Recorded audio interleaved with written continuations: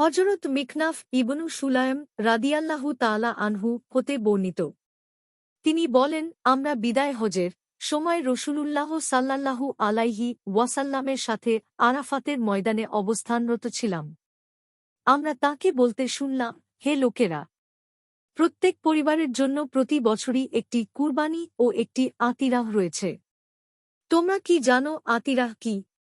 তা হল যাকে তোমরা রজাবিয়াহ বলে থাকো। তিরমিজি, আবু দাউদ, নাসাই, ইবনু মাজাহ, কিন্তু ইমাম তিরমিজি হাদিসটিকে জিফ ও ইমাম আবু দাউদ মানসুক বলেছেন। আবু দাউদ 2788, তিরমিজি 1518, নাসাই 4224, ইবনু মাজাহ 3125, সুনানুল কুবরা লিল বাইহাকী 19345, মিশকাতুল মাসাবিহ 1478। হাদিসের মান হাসান।